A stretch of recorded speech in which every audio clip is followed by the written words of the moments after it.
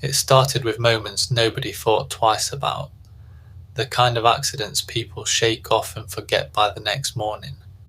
A man slipping in a shallow pool, another taking a hit outside a bar after closing time, a kid catching a baseball with the side of his head because he never saw it coming.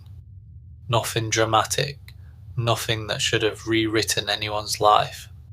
But the brain doesn't care about fairness. It reacts to whatever hits it the hardest, even when that whatever is just bad timing. And when they came back to themselves, they weren't the same people who got hit. Most concussions give you headaches. Derek's gives him something else entirely. Derek is the kind of guy who usually walks things off. Bruised ribs, twisted ankle. He shrugs, grabs a beer, moves on.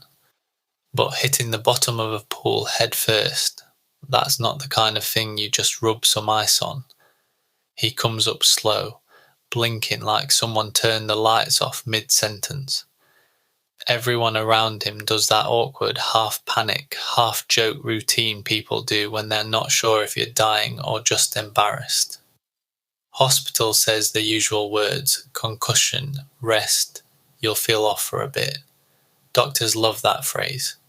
It covers everything from a mild headache to the end of your personality. So Derek sleeps. Days blur. His brain tries to reboot, fails, and tries again. When he finally gets out of the house, he drifts into a friend's place just to prove he's functional. There's a piano in the corner, one of those decorative ones people buy to look cultured. Derek has never touched it, but something in him tilts towards it, like a radio picking up a signal it's not supposed to receive. He sits, hands on the keys, no hesitation, and then it just pours out. Patterns, shapes, whole structures forming faster than he can think them. His friends stare like they're watching a stranger wearing Derek's face, because the real Derek, he couldn't even clap in rhythm before this. By the next morning, Derek is already looking for excuses. People do that when something feels too strange to say out loud. He goes into town with his mom, trying to act like the world still works the same way it did last week. Routine is a good cover when your brain won't cooperate. There's a music store on the street. Derek steps inside without deciding to. It's less a choice and more a pull, the kind you feel in your chest before you feel it in your head. He sits at a keyboard like it's been waiting for him. No warm-up, no hesitation. Just hands landing on the keys, and sound coming out as if he's replaying something that already exists. His mom freezes. The salesman goes quiet in that way people do when they realise they're watching something outside their vocabulary. When Derek finally stops, the salesman asks how long he's been playing. Derek tells him the only answer he has. Yesterday, a few hours. And that's when the room shifts. Nobody says it, but they all understand they're not dealing with a hobby. Something in Derek's head rewired itself, and it didn't ask permission first.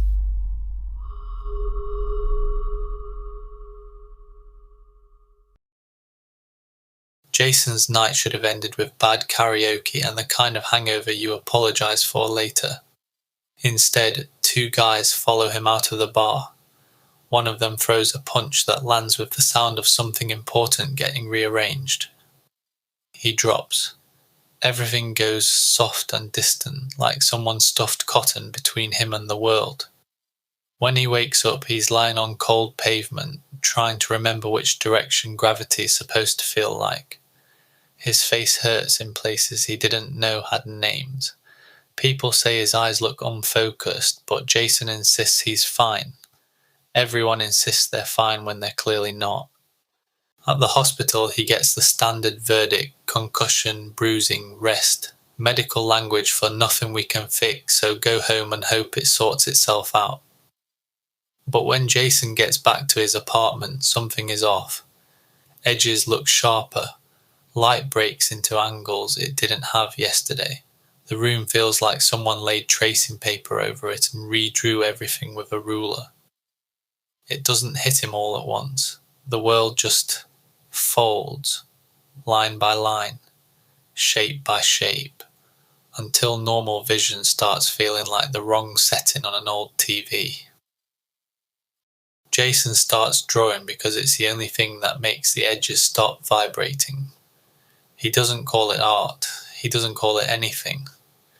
It's just a way to pin the shapes down before they pile up in his head. He carries a notebook everywhere, coffee shops, bus stops, work. Every page ends up covered in loops, spirals, repeating lines, patterns he draws without planning, as if his hand already knows the next move. Most people ignore it. One guy calls it trippy. Another asks if he's designing tattoos. Jason stops trying to explain. How do you tell someone the world keeps rearranging itself and you're just trying to keep up? Then one afternoon he's sketching in a cafe and the man at the next table keeps glancing over, not curious, more concerned. Finally the man leans forward and asks, "Do you know what you're drawing?" Jason shakes his head. He's tired. He doesn't need philosophical questions from strangers. The man tells him he's a physicist, and the shapes in Jason's notebook, they aren't doodles, they're fractals, the kind you don't stumble into without knowing a whole lot of math.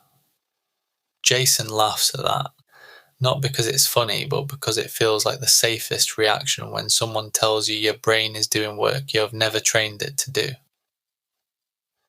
Word gets around, the way it always does when something unusual slips out into the world. A friend of a friend knows a researcher, and soon Jason is sitting in a fluorescent hospital room while people in lab coats try very hard not to look surprised. They run scans, then more scans, because when you see a pattern you can't explain, the first instinct is to double-check the machine, not the person. Eventually, one of the neurologists tells him, in the calm voice doctors use when they're still calibrating how weird the results really are, that his parietal lobe is lighting up in ways that don't match anything in their textbooks. Not broken, not damaged, just different. Like the gears turned themselves and nobody remembered installing new ones. And they talk about visual processing, spatial reasoning, neural reorganization, all the polite phrases you use when someone's brain is solving problems they were never trained to solve. Jason doesn't feel like a prodigy. He just feels tired. Tired of shapes. Tired of a noise behind them. Tired of seeing the math in things that shouldn't have math in them at all.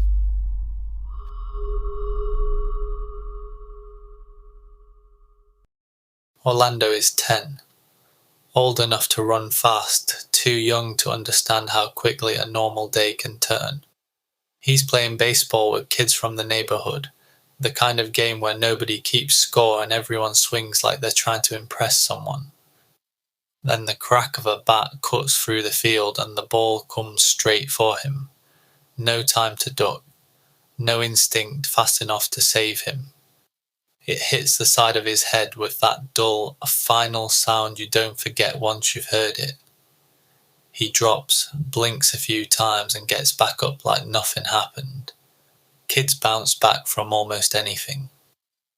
He doesn't go to the hospital. Nobody calls a doctor.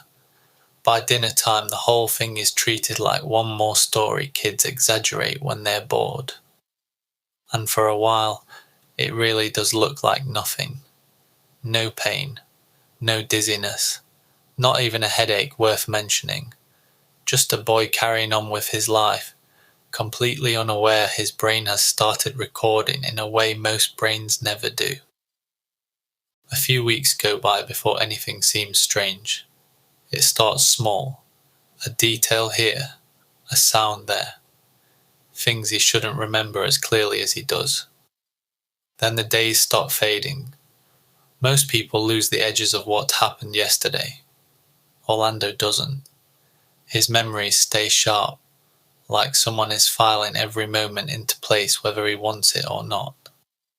He can recall entire conversations word for word, faces, clothes, the exact arrangement of objects in a room he walked through once without thinking.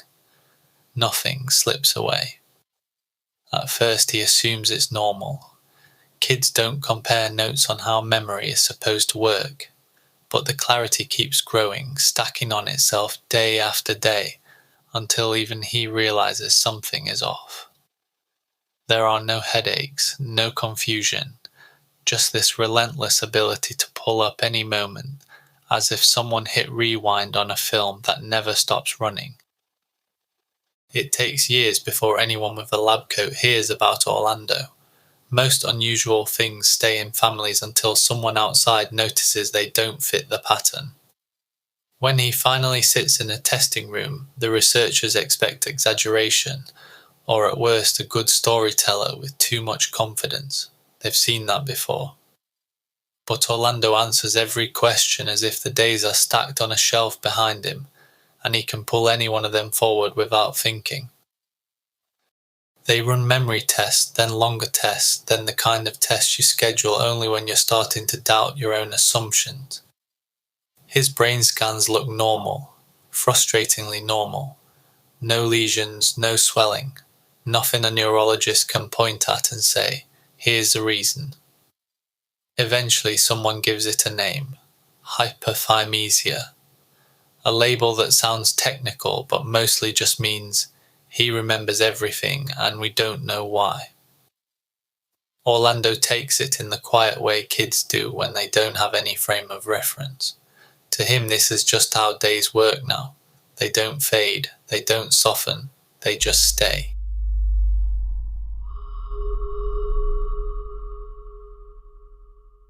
Put their stories next to each other and you won't find much that matches.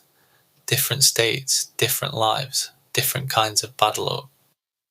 But something lines up anyway, not in who they are but in what their brains did after getting hit. Derek walks away with music. Jason walks away with math. Orlando walks away with memories that refuse to fade. None of them earned it. None of them trained for it. And the reason isn't uplifting. Not because they got smarter. Because something in the way finally snapped. Sometimes the brain works better when a piece of it stops getting in the way. Experts always show up late to these cases, armed with theories that sound solid on paper and fall apart the second you look too close. They talk about neuroplasticity, the brain reshaping itself after injury. Makes sense in a broad hand-waving kind of way. Then comes the favourite, paradoxical facilitation, a pretty term for the idea that when one part of the brain shuts down, another steps up louder than it should. The explanations aren't wrong, they're just not enough. They describe the effect, not the mechanism. Science hates the phrase "we don't know," but that's the only honest version here.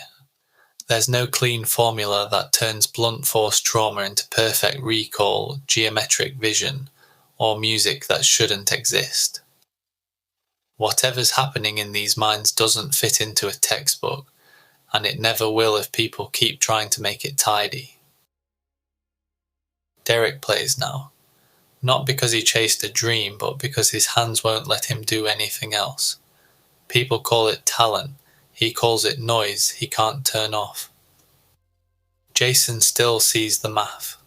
Every movement, every shadow, every flicker of light breaks into pieces he didn't ask to understand. Some people envy him. He doesn't return the favour. Orlando lives with a memory that never softens at the edges. Every day he's lived sits right behind him, sharp as the moment it happened. It's useful sometimes, mostly it's just heavy. They didn't choose any of this, they just survived it, and now they carry the version of their minds that showed up afterward. The real mystery isn't what they gained, but why it was buried in the first place.